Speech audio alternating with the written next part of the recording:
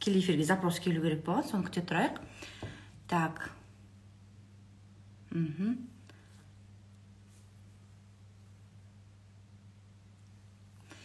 Яғни алтын қоңыз енді мысалы мен фитотерапияға көп сенетін бола бастадым, өйткені менің анам сахарный диабетпен ауырады, қант диабетімен.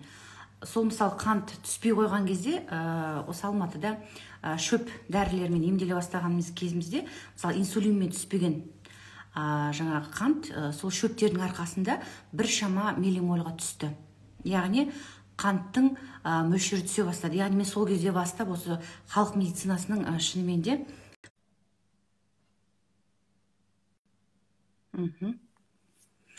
сол кезде шынымен халық емінің өйткені настойлар шөптен жасалған.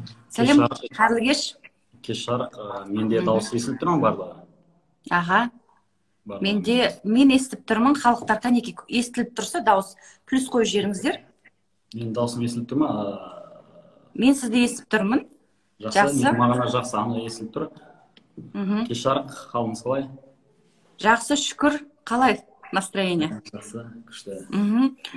Бүгін біз осы алтын қоңызбен сен айналысады екенсің, жалпы өзің таныстырып өтсең, мысалы, бұған дейін біз екеуміз де таныс болмағанбыз, осы тікелей эфир кезінде бірінші рет бірімізді көріп отырмыз. Алтын қоңыз жайында, осы жалпы өзің жайында таныстырып өтсең. Менің есімім Нұрқаділ. Есімім Нұрқаділ. Атам Айтен. Мынандайда 20 жастан осы емшілікпен айналсам қалай мен. Біз бұл енді атадан келіп жатқан нәрсе ғой, ата кәсіп жалғап жатқан нәрсеміз. Осы Алматыда, Шымкентте тұрамын. Негізі Қазығұрт ауданының тұрғанмын. Сол маңнан туылған, өскен жерім сол жер. Солай. Жалпы мен бұл сұрақты, мысалы, сенмен тікелей эфирға шығуға қай кезде қызығушылық пайда болды? Маған көрермендерден алтын қоңыз жайында сұрақ келді, сосын біз іздестіре бастадық осы алтын қоңыз шынымен. Сөйтіп сенің контактілерін тауып, байланысқа шығып, енді осы алтын қоңыз бұл не қоңыз өзі? Мысалы, мен білетін, мен шынымды айтсам, суреттерін көрген кезде, ондай қоңыз біздің өңірде жоқ екен. Мысалы, мен өзім Алматы облысының Талғар қаласының тумасымын. Астанада да жүрдім, бірақ ондай шынымды айтсам, жаңағындай сен суреттерде қойыпсың, ондай қоңызды көрмеппін. Бұл не қоңыз өзі? Шынымен ем ба? Бұл қалай емдейді? Осы алтын қоңыз жайында түсіндіріп өтші. Мысалы, мен қанша жыл жұмыс істеп жүріп, бұл жайында көп ақпарат біле бермейді екенмін.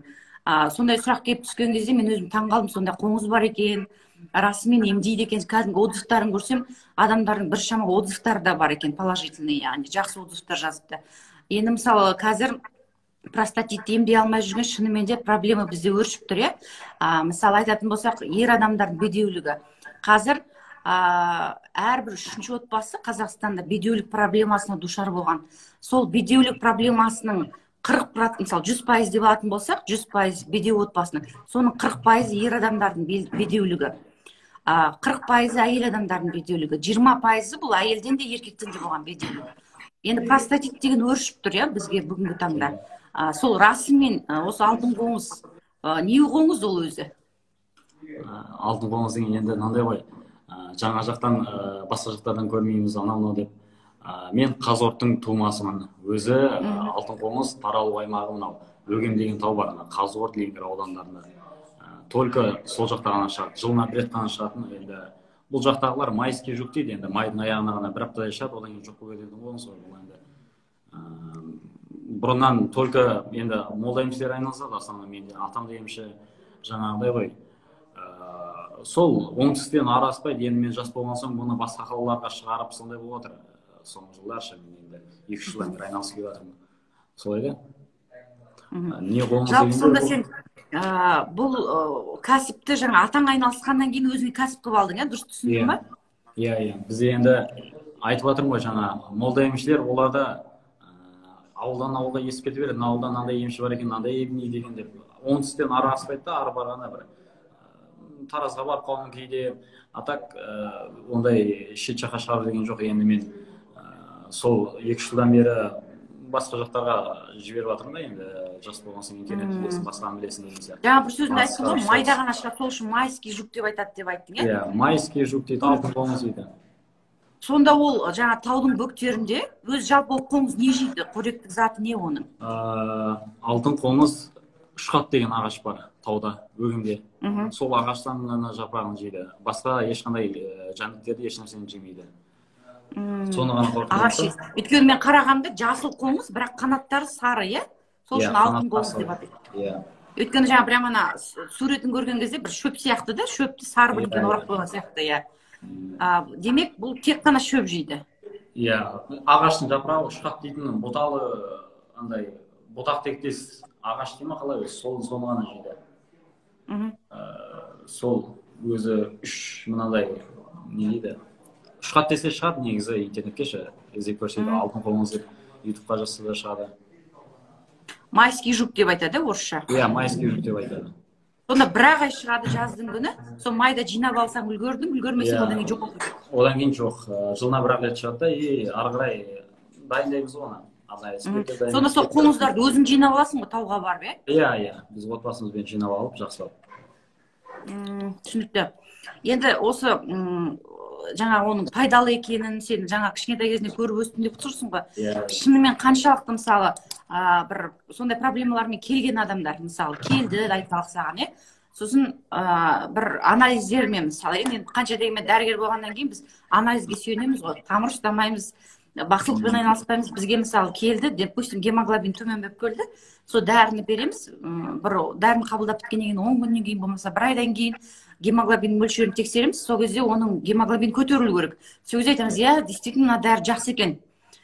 Дәл сол сияқты, мысалы, простатитпен келген кезде, еркектерге простатит диагнозын жаңағы мазогын алады, сол жерде лейкоцит деген клеткалар болады, воспаление екенін көрсетіп тұратын.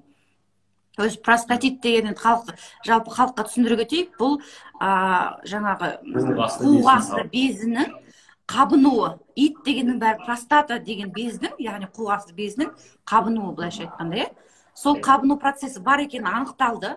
Сосын еркек адам сізге келді, сол қоңызды ішті. Қанша уақыт ішу керек жалпы? Содан кейін қанша уақыт дегенде мынандай да, маған адамдар келеді, ол енді 1000-2000-нан астам көп адам келді да, бұл есімде жоқ қой, енді айына кемі 300-400 адам келетін болған соң, мынандай, мен қазір арнайы әкелдім, енді барларын қазір ар жақта шашылып жатыр.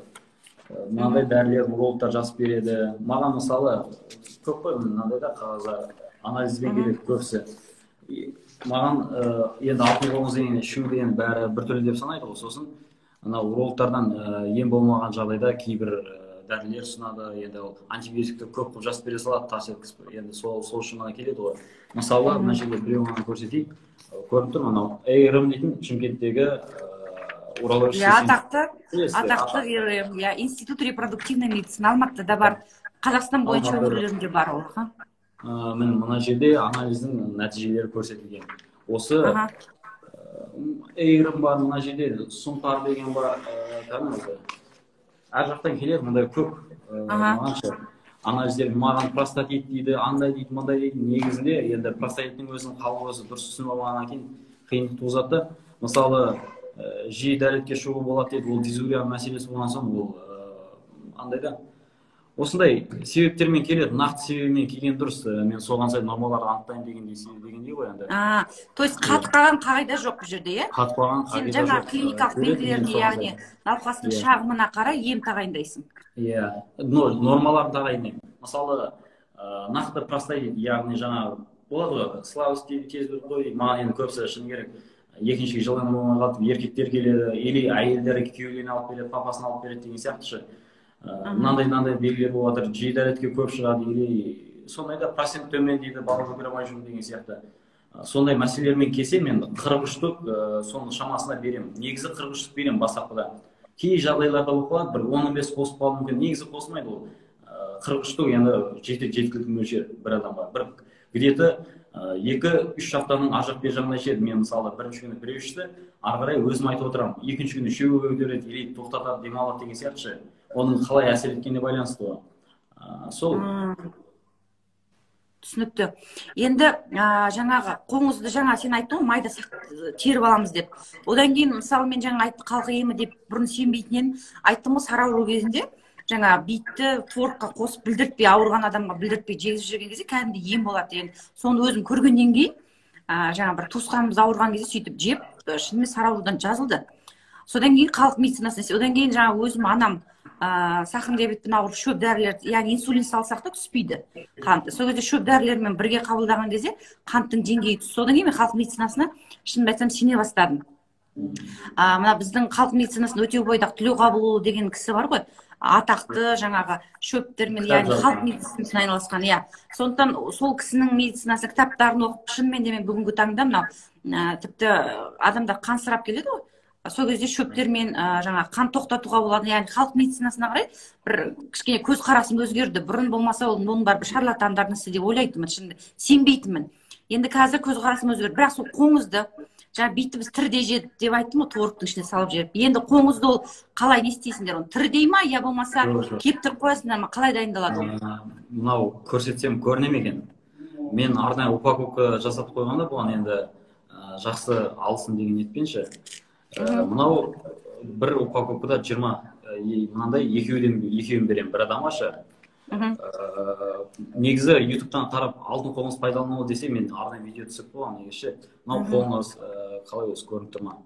Осы қоңыздың мысалы бірінші күні кез келген адамға бастайтын кезде бір ғана штугын алып ішеді.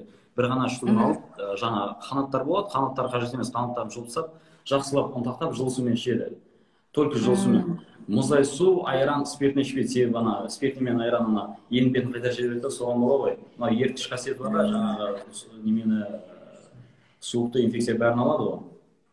Сол ана бүйректегі құмдарды, жаңа суықты. Маған енді шыны керек көп келеді ондай, бүйрегіндегі суықтағандар енді көп болып кетті ондай, простатит болсын. Маған көбісі шынымен қазір ол проблема өршіп тұр Қазақстанда. Жалпы саған келетін пациенттердің негізгі шағымы, мысалы бір мазаламаса адам өзі ем іздемейді ғой. Негізгі шағымы қандай шағымдармен келеді көпшілігі? Көпшілігі енді мынау вахтада дальнобойщик болып істейді, или бір орында отырып істейді, ана қанда үрдістер пайда болады, анау суықтатып алады. Жамбас қуысында қан айналымы бұзылады, иә. Дұрыс ұйықтамаудың салдарынан тез бітіріп қою деген бола бастайды.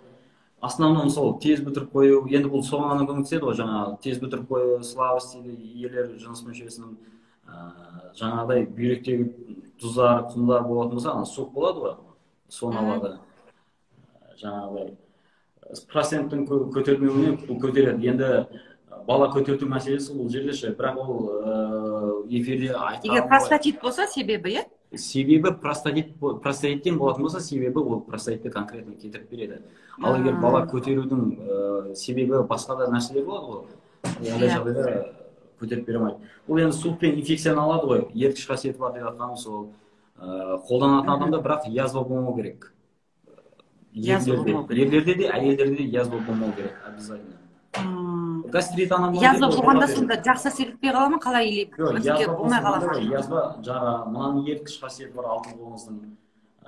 Қанап кетуі мүмкін язва. Иә, сондай ықтимал болады. Гастрит дейді, изжога дейді, бола береді оған. Одан кейін әйелдер ішеді, енді әйелдерде алып жатады ғой, немеге бүйрегінде суық, тұздар жиналатын болса, ондай жағдайда әйелдерде бала көтерген или бала емізетін жаңа язва үшеу болмау керек.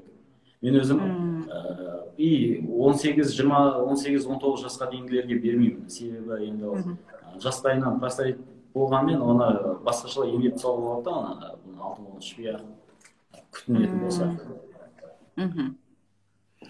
Яғни мен түсінгенім бойынша бірінші дәрігерге барады, сіздің пациенттеріңіз, олардан қайыр болмағандықтан, көп антибиотик болғандықтан, соңында алтын қоңыз ішуге келеді, дұрыс па? 90% маған сөйтіп келеді. Себебі андай ғой, дәрігерлерге барып ем болмаған соң келеді ғой. Енді антибиотик өзіңіз білесіз, бір ғана антибиотик қолданса жеткілікті негізі. Бірақ оны ана жерде, мына жерде дәрімен қырып тұрып жазып бере салады. Кемі бір 80-90-ға тас еткізіп. Себепті маған келеді, ол ем болмаған соң 6 айда бір келді деп, 6 айға дейін созып береді деген сияқты ғой. Нәтижесі болмайды, маған келеді.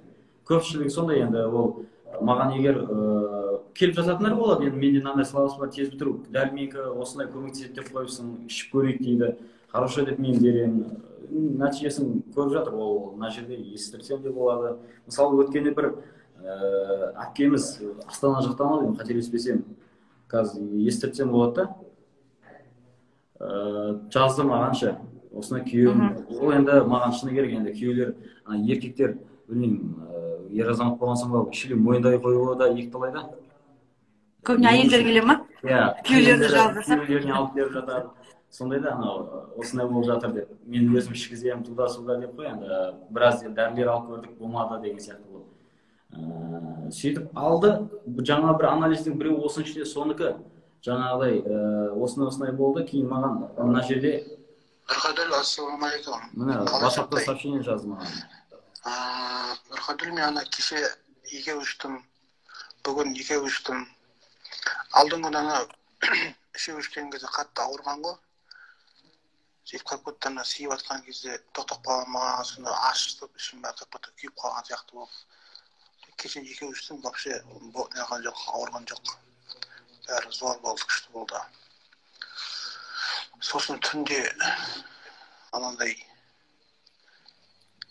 әйелімен жақындасқан кезде зор болды кәдімгідей. Осындай енді бұл енді осындай мәселе болып тұр ғой біздегіше. Енді иә, күле жатады.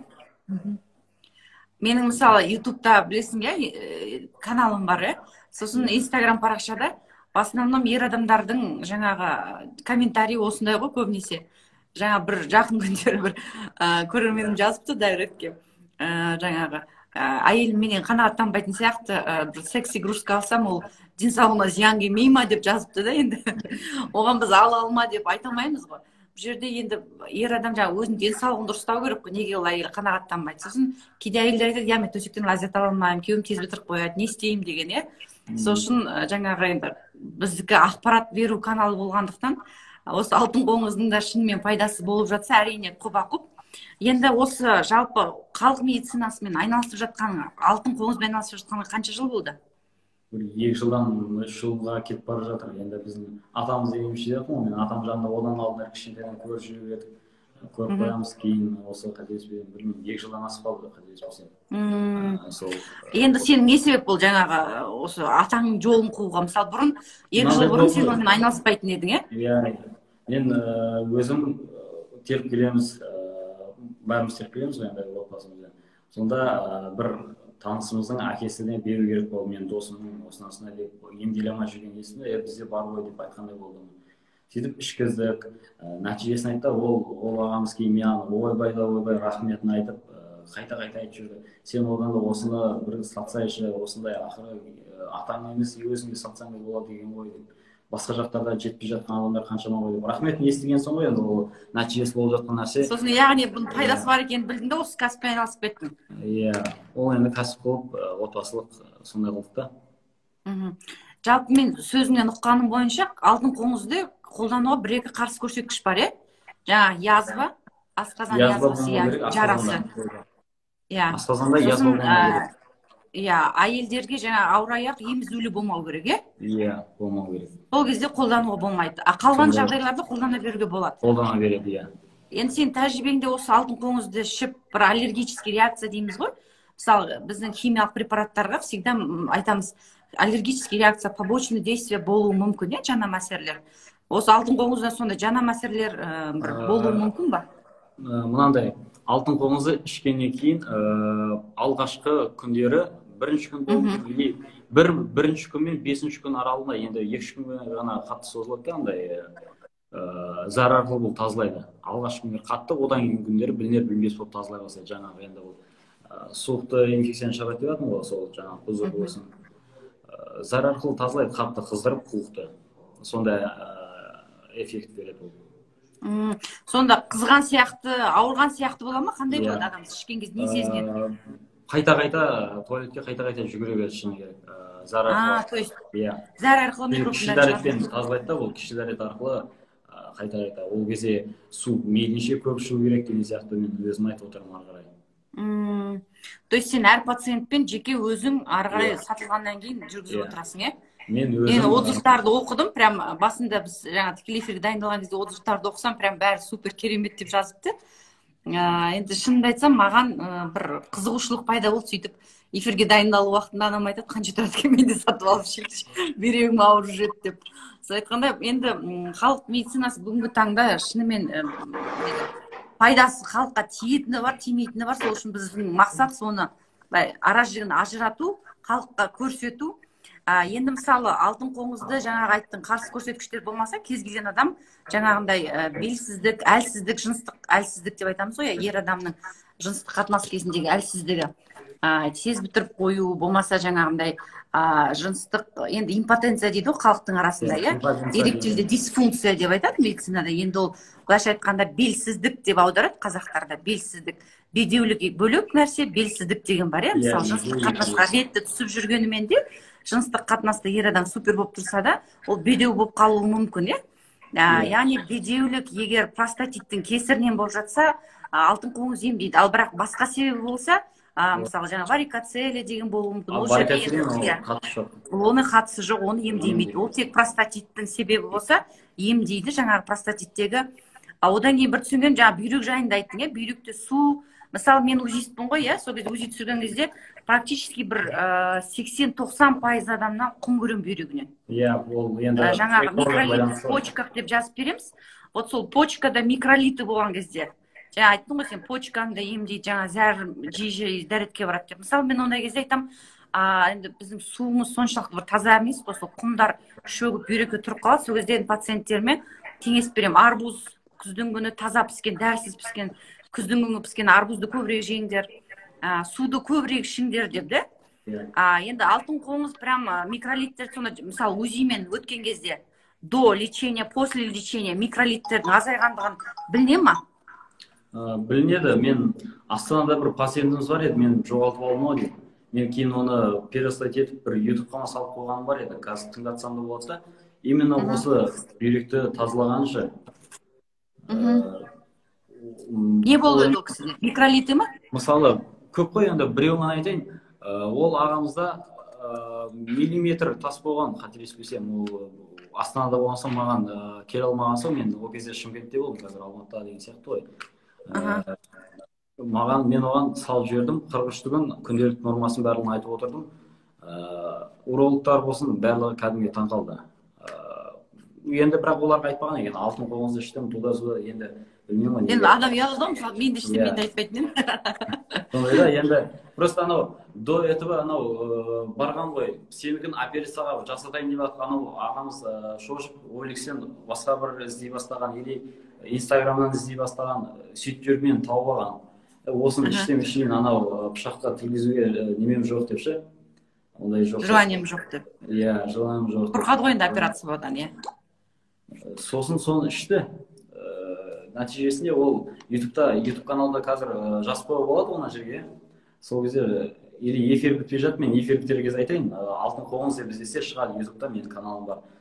Сол жерде бар, осы бүйрекке қатысты. Осы алтын қоңызбен біз жаңағы айналысатын адамды іздегенде сені ғана таптық. Жалпы Қазақстанда сен білесің ғой өзің, сенің конкуренттерің бар ма алтын қоңызбен айналысып жүрген, тағы да басқа адамдар? Мысалы біз іздеген кезде саған бүйтіп айналып деп саған тие бердік те. Алтын қоңызды менен басқа молда емшілер ғана айналысады. Оларда Инстаграм, Ютуб жоқ. Ауылда тұрады ғой, енді мен атамда емші деп жатқаным сол, басқа қалаларға мен 2 жылдан бері шығарып жатқаным сол ғой, енді интернетке салып. Түсінікті. Енді былай істейік, көрермендерімізден 1-2 сұраққа жауап беріп жіберейік. Потому что 1-2 прям қызықты сұрақ. Жаңа бір сұрақ болды. Ужас қалай ішеді, оны тіріде дейді. Тіріде емес қой вроде, түсінгенім бойынша. Жоқ, оны уже арнайы кептіріп, арнайы дайындаймыз оны. Ұстап алған сәттен бастап кептіріп, светлеп, өзі дайындау жолы. Сосын оны тақтап іше ме? Жоқ, бүйтіп аузына таблеткамен салып іше сала ма? Оны тақтап жылы суға салып жіберіп ішерсе де болады, или бірінші салып жіберіп, артынан су ішерсе де болады. Самый ойым жақсылап оны тақтайды. Өзі бүйтіп оны тақтай, бір шүпірекке бірдеңке салып оны тақтай ма, қалай істейді? Ұшып кетпей ма деген ұнтақтағанда? Жоқ.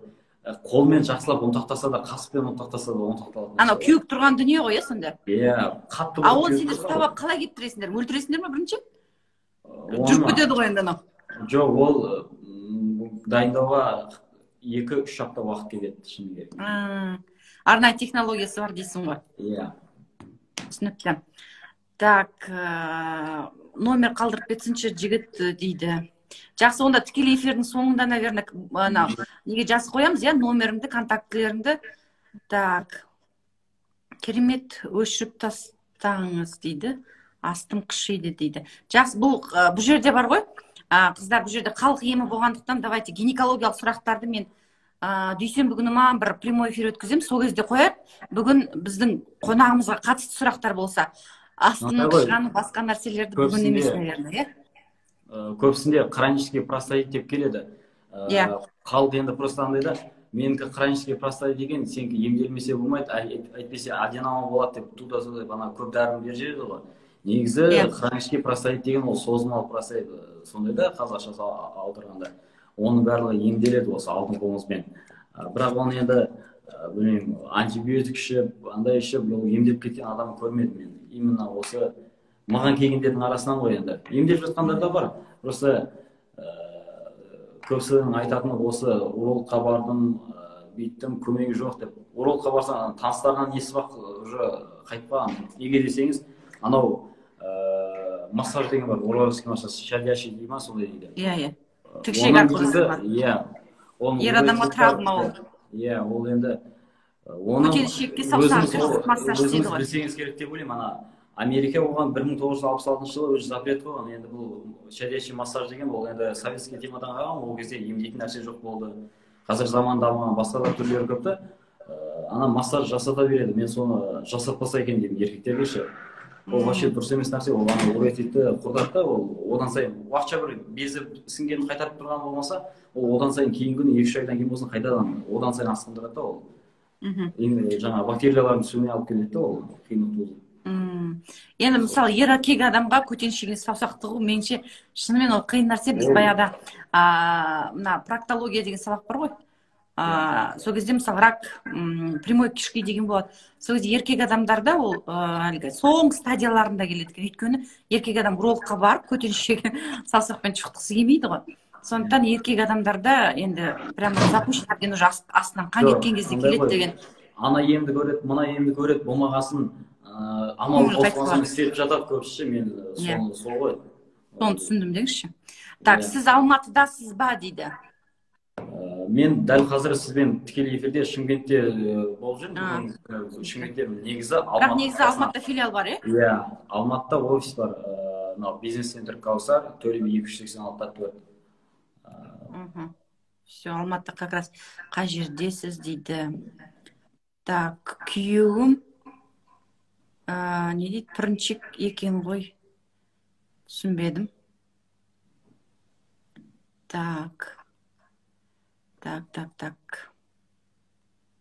Ұнап жатыр, эфирді сақтап қойыңызшы дейді. Жақсы сақтап қоямыз, қыздар. Аяқсын өш қалмаса, негізі сақтап қоям. Ол не? Вот алтын қоңыз жайында сұраққа жауап бердік. Дауыс шықпады дейді. Дауыс вроде естіліп тұр, вроде адамдар плюс қойды. Алтын қоңыз ба дейді. Я қоңыз. Так, Кесарева туралы. Бүгін қыздар халық емі, бүгінгі біздің эфиріміздің қонағына арналған сұрақ қойыңыздар, Ал сіздерге арнап мен өзім жеке тікелей эфир өткіземін, сол кезде маған қатысты сұрақтарыңызды қойып алсаңыздар болады. Бірінші естіп отырмын дейді. Мен де бірінші естіп. Циститке ем бар ма дейді? Циститке ем, ол енді ол да суықтан бір түрі ғой, андай. Ол да дизурияға ұқсас. Алтын қоңызды берсе болады. Оларға енді простатит сияқты 40 үштік бере алмаймын, бір 20 үштік өзі жетеді. Циститке 20 үштік жетеді? Жетеді, бірақ енді ол циститті барлығын емдей салам деп айта алмаймын. Себебі әйел азаматшалары өзіңіз білесіз, сұрақтары өте көп. Мен көп жағдайда ер кісілерді ғана қабылдаймын. Жаңа әйел адам сұрақтарына жауап беру қиын ғой саған? Жоқ, қиын емес. Оңай, оларға да болады. Просто шамадан тыс көп сұрақ қояды да, мен ондай күніне шыны керек мағанша. Көп сөйлемеймісің. 20-30 звонок түсетін болған соңшы, жауап беріп, барлығына жауап беру керек. Үлгермей қаласың. Так, бұл сахарды да түсіре ме? Жоқ, қыздар, сахарды мен не үшін айттым? Халық емі жайында айттым. Бұл сахарға қатысы жоқ. Бүгінгі тақырып простатиттің емі. Айтып отыр ғой, простатитті көбінесе жаңағы бүйрекпен қуғасты безін ғана емдейді. Қалған ауруларды қатысы жоқ. Мен сахар диабет жайында айтқан себебім бұл жаңа шөппен біз түсірдік. Содан кейін мен халық медицинасына сене бастадым деп айтқан болатынмын. Так, бірінші рет естуім дейді. Мен де бірінші рет естіген болатынмын. Сол үшін сіздерге де тікелей эфирге осы тақырып қызық болар деп шығарған болатынбыз. 20 неделяда түсік тастадым дейді. Қыздар, түсікке бүгін алтын қоңыздың қатысы жоқ. Жук қоңыз ба дейді. Майский жук, алтын қоңыз, Дұрыс айттым ба? Иә. Так, алтын қоңызды сонда жейді ма дейді, иә? Қалай жейді? Ұнтақтап? Ұнтақтап, жылы сумен ішеді. Мен енді оны айтып отырамын ғой өзімше. Ол ютубта да видеосы тұр, сонда да сұрайды. Мен сонда да айтып жалықпай жүрмін осы қайта қолдану жолын. Білетін көрермендеріміз де бар екен. Шығыс Қазақстанда көп дейді. Айтпақшы, осыған қатысты айтайыншы. Шығыс Қазақстанда осы алтын қоңызға ұқсас, Тарбағатай жақта алтын қоңыз емес, ол сырты жасыл басқаша қоңыз бар. Одан кейін анау знахар деген нәрсе бар, тірідей жұтасын дей ма, сондай оларды мен көргем, ол простатитке қатысты қоңыздар. Кстати, мен оны естігем, иә. Ал тірідей қоңыз естігем. Ол простатитке қатысы жоқ, оны елдің бәрі оған орыс ауыз бар, бір әжептеу ішік жатама бірнәрсе болып жатады. Мен общем көрмедім. Бір мақалада оқыдым ол туралы, бір бизнес есебінде жасалған нәрсе ма, бір нәрсе ұқсайды, оны өсіп кете бересің, бір нәрсе ұқсайды. Мынау мысалы таусылып қалады. Жаңаларша, бұның жаңасы ескісі деген болады. Мысалы, менде қазір қолымда только жаңалары, биылғылары. Ескілер болсына ол әсер етпейді. Менде өзі бір адам келеді, емделеді, енді нәтижесін көрген соң артынан кемір 5-6 танысы келеді. Оның достары болады деген еді, класстастары енді сөйтіп айтады ғой. Бір-бірін ертіп келеді дейсің ғой. Иә, сөйтіп есік береді. Сондықтан мен ескісін ешқашан сата алмаймын. Только енді бірінші болмауым керек қой. Только жаңаларын ғана беремін да, кей жағдайларда естіп қалып жатамын, мен молда емшілерге өзім тауып алып барайын деген сияқты барып. Мысалы, бір Таразда өткенде бір пациентіміз сенкінен бір арзан тауып алып, бір таудың түбінен деп бір барып алды. Бір аптаға жетпей ма, маған қайтадан келді. Мынау мүлдем әсер етпеді. Ұстап көрдім, анау тәуіпті ескісін алған екен, енді маған қатысы жоқ, бұл ескісін алсаң, осыны деп түсіндірдім ол. То есть ол бір жыл тұрғаннан кейін уже әсері болмай қалады, иә? Бір марттардан бастап уже алтын қоңызды ішудің қажеті жоқ, бір көктемнің жаңа шыққанға дейін. Сондай бір сиқыры бар. Аға, эфирді сақтаңызшы дейді. Так, алтын қоңыз ішіп көрген пайдалы дейді. Пайдасы көп дейді. Қыздар жаза бермеңдер депті бір қыз. Так, комментарий дейді.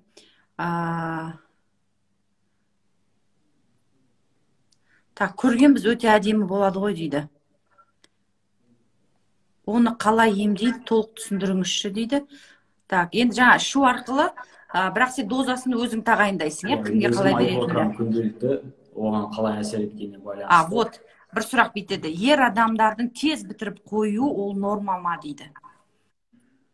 Тез бітіріп қою деген мынандай да, ол урологияда, мен енді урологияда оқимын, тез бітіріп қою бола ма, ұзақ бітіріп қою бола ма, ол енді барлығы ләззатқа байланысты ғой. Өздері шешеді дейсің ғой. Өздері шешеді. Бірақ әйел адам қаны үлгеру керек қой, сол үшін еркектер тез бітіріп қойса, простатит болса емдеу керек. Бірақ енді осы тез бітіріп қою деген норма деп ойламаймын. Ол енді емдету керек нәрсе екенін өзі де біледі ғой, ер адамдар тез бітіріп қояды. Асып жейма дейді. Асып жемейді қыздар. Үгітіп, сумен ішеді. Үшінші рет айтып жатырмыз.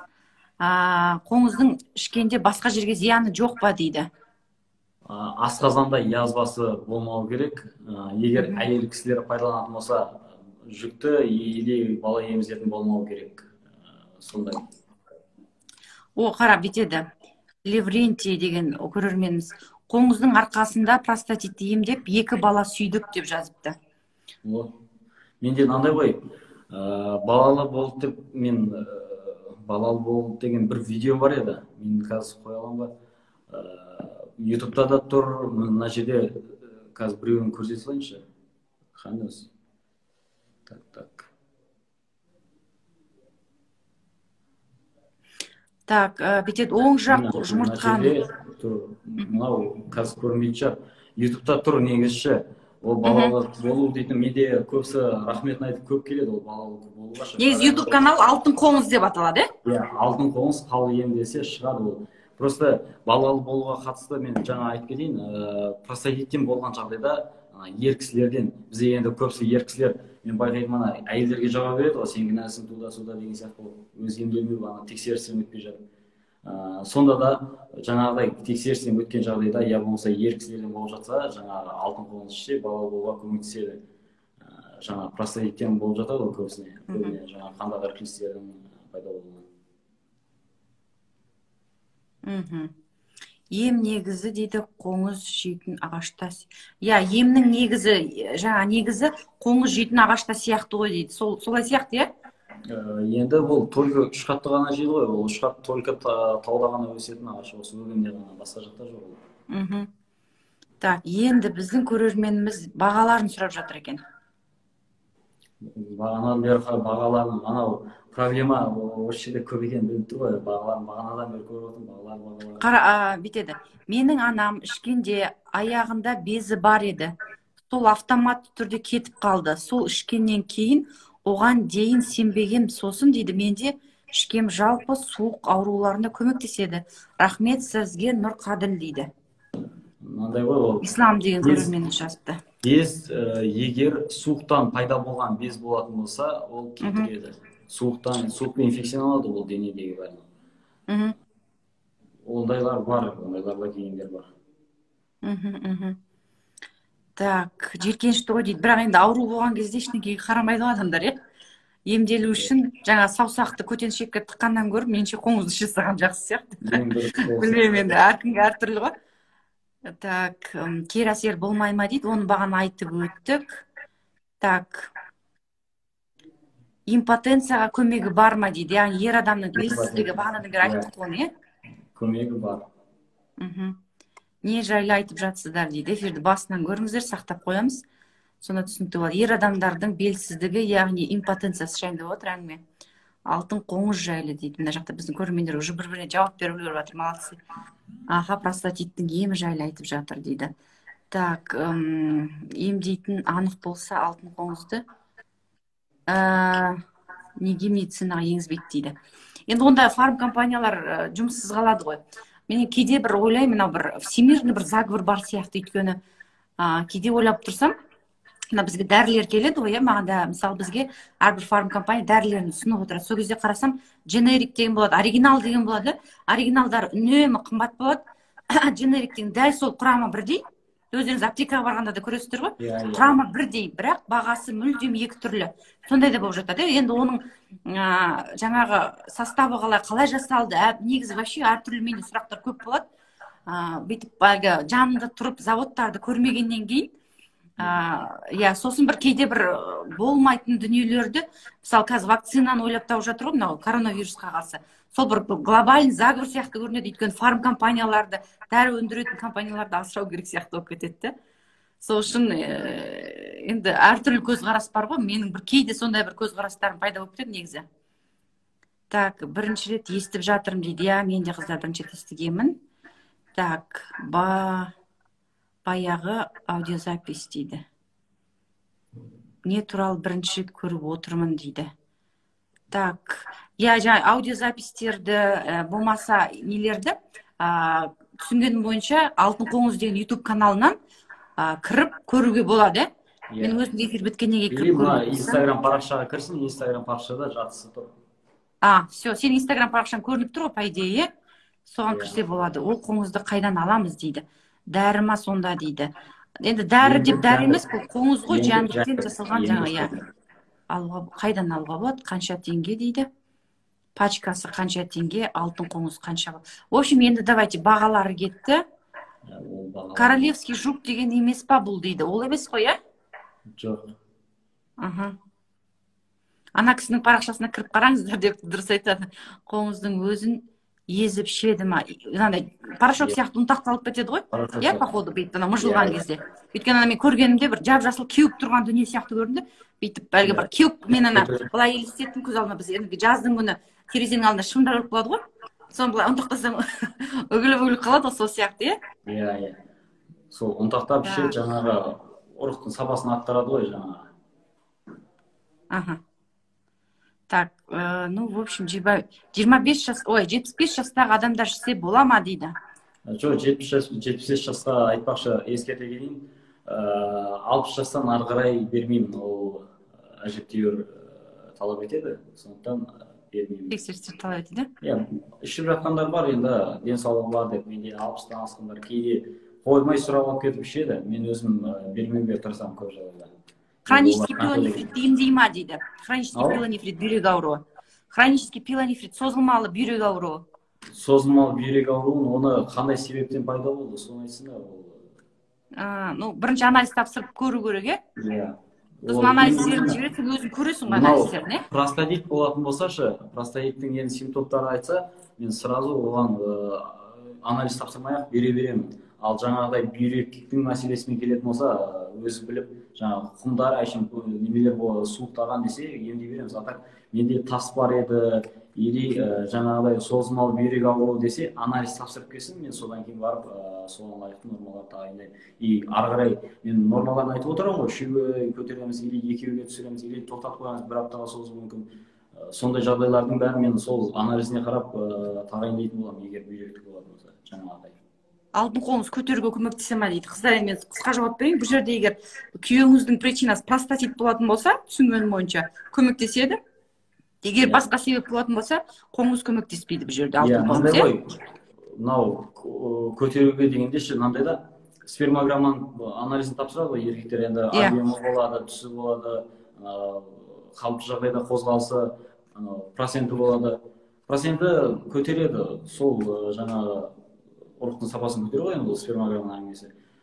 Солардың бәрін осы алтын қолыңыз көтереді. Жаңағы бала көтеруге қатысты шығып жатқан соң айтып жатқаны ғой. Егер бала көтеру жағы жаңағы еркектерде жаңағы импотенция, простатиттен болып жатса, жалпы спермограммадан, осы алтын қолыңыз.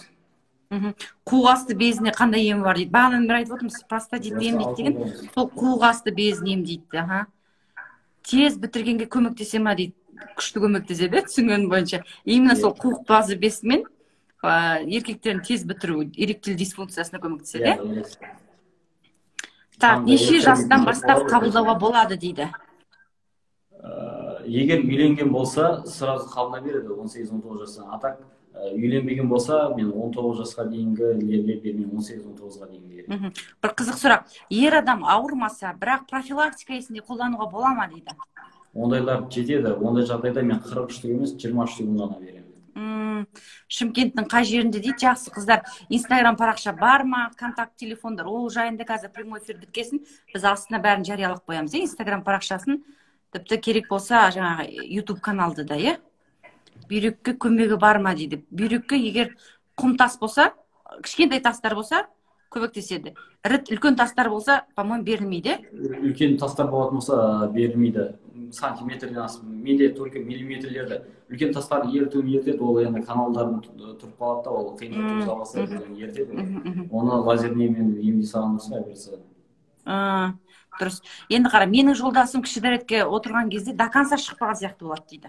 Иә, ол мәселе өте көп. Себебі ана күн суыта ол қатты асқына бастайды. Енді ол белгілі жағдайда сол нәрсені емдейді осы алтын қолыңыз.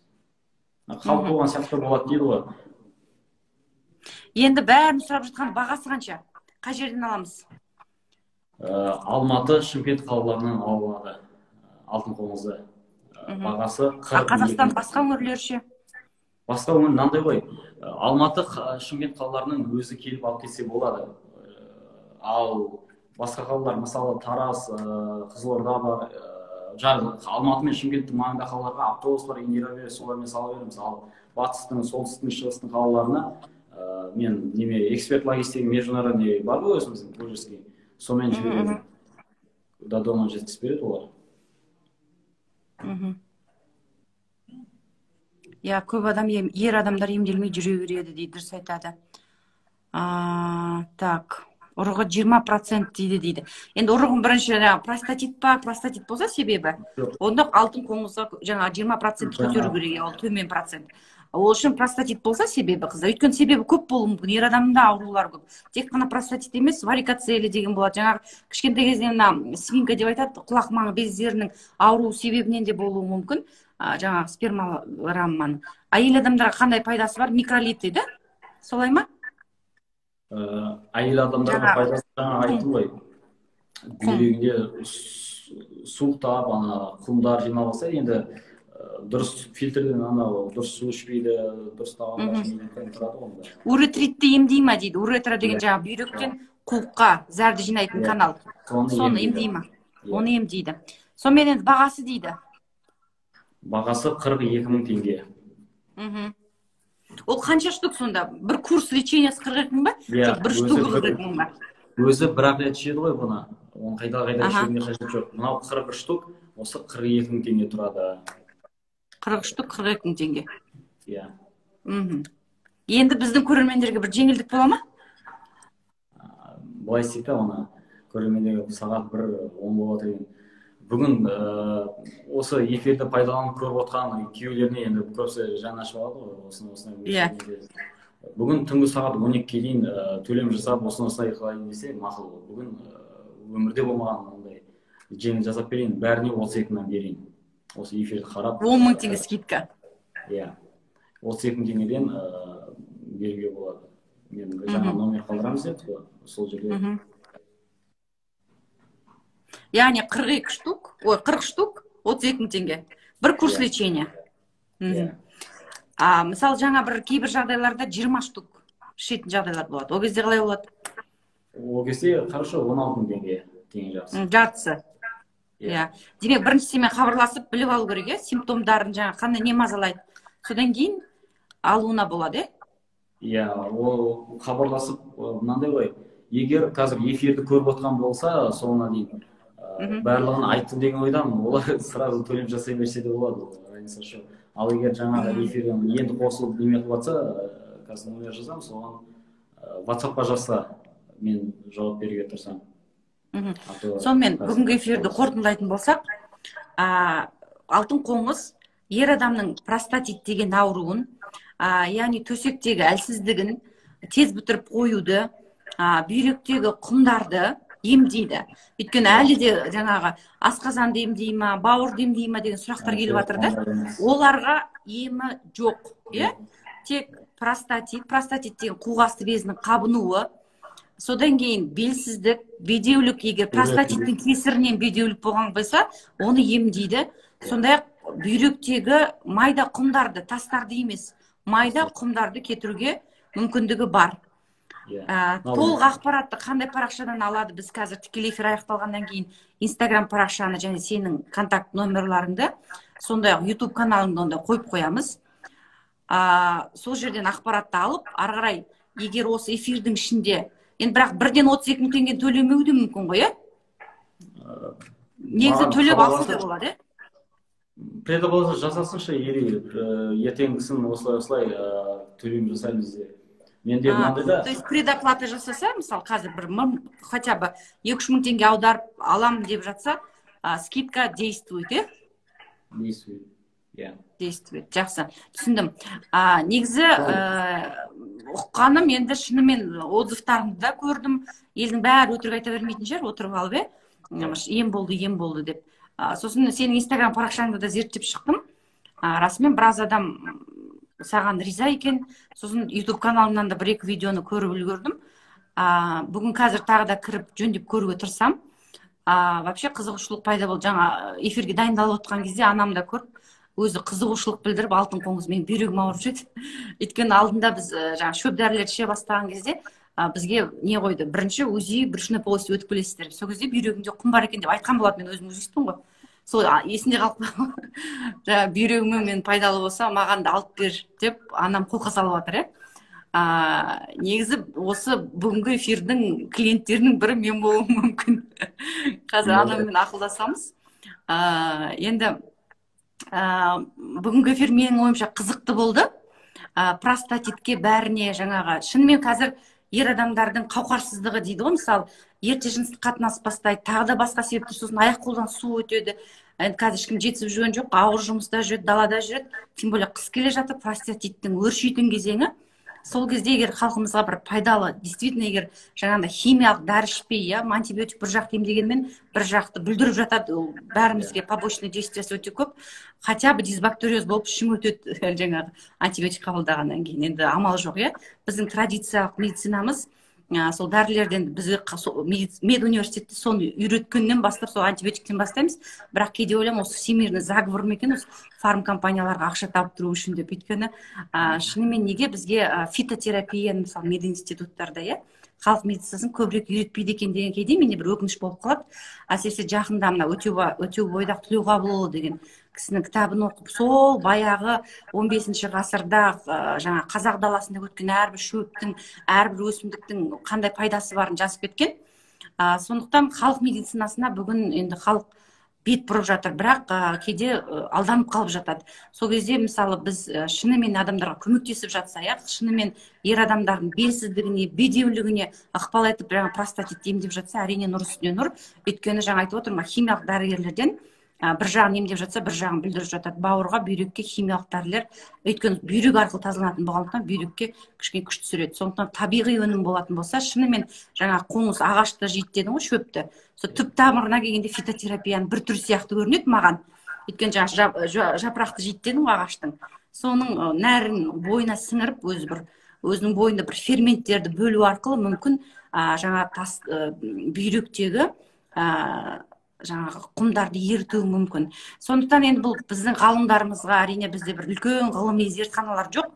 Мүмкін зерттеп, соны сараптап, шынымен патенттеп, қазақ даласында бүткіл дүние жүзіне жаюға да болатын дүние шығар енді.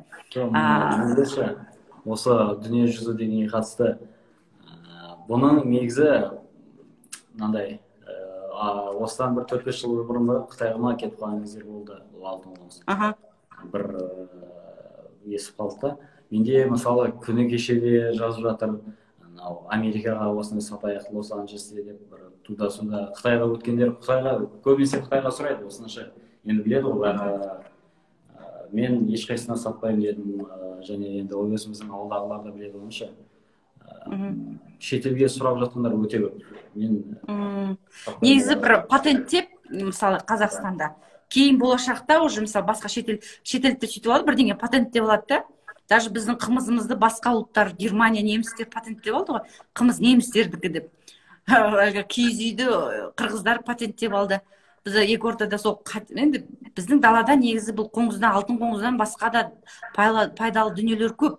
Мысалы жаңа бұғының мүйізі қаншама ем, жаңағы маралдың қаны, мысалы түскен кезде, ваннаға түскен кезде жаңа бойдағы бүткіл суықты, буындарды босатып, жаңа бойға жиналып қалған суықтардың бәрін шығарады.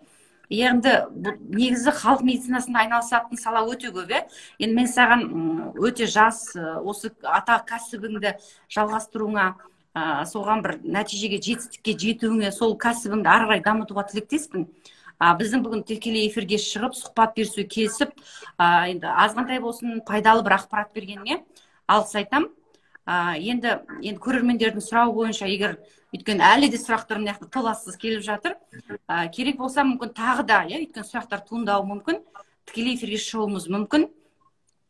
Сол үшін сізге сәттілік тілеймін, жалпы халық медицинасын, халық емін дамытуыңа ары қарай тілектеспін. Жақсы. Сол қорытынды ретінде жаңағы енді көбісі еркектер келеді, әйелдері күйеуінен алып жатады, жаңа спермограмманы процент төмен болғасын, тағы эрекция жоқ дейді, еркектер келеді, жаңағы тез қой. Сол мәселелерді емдейді. Мына жерде асқазан сұрап жатыр. Өтке пайдалы ма деп сұрап жатыр. Жоқ, ет өтке пайдалы емес. дейді. Жоқ, ондайға емес. Только жаңағы айтылған нәрселерге ғана. Егер рұқсат болса, мен WhatsApp нөмірді или Каспий Голд нөмірді мына жерге қойсам болады. Қойып қойсам болады. Қойып қойсам. Или сіз жазатын сияқты. Мен айтып тұра берейін, сіз жазып тұрсаңыз эфирге. Так, онда мен комментарийге жазайын, Жақсы. Так. Айта бер. 8707. Сонымен? 257. 14-19. Нұрқаділ Надырханұлы деп шығады.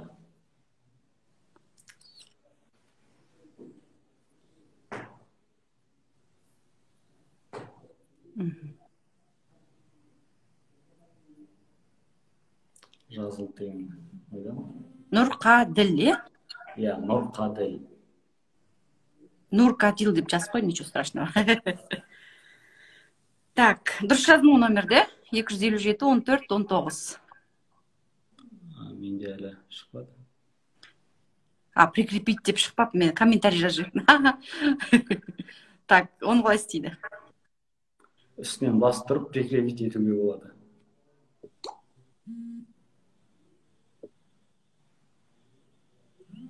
Так, істей алмадым. Мынау 777 депті. 707. 707, иә. 707. 707 деп жаздым. 707, 257, 14, 19. Нұрқаділ. Нұрқаділ.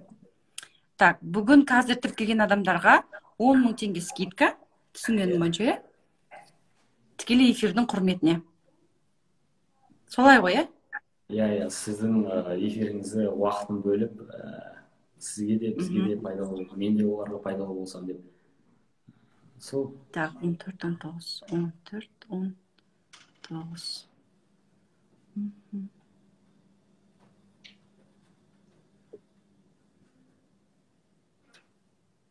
Выключить, записывать, поделиться. Так. В общем, комментарий менен кетіп жатыр Жанна Төремұратованың. Бірақ что-то мен прикрепить ете алмадым. Алдына қалай істеп едік. Негізі YouTube, менің YouTube каналымда бүгінгі эфирді сақтап қоямыз, Құдай бұйыртса. И YouTube эфирде де осы көре алмай қалсаңыздар, Instagram парақшамда да тұрады осы видео, и YouTube каналда да тұрады. Сондықтан көре аласыздар. Негізі түсінгенім бойынша ер адамдардың белсіздігі вообще бізде өте көп Қазақстанда, е?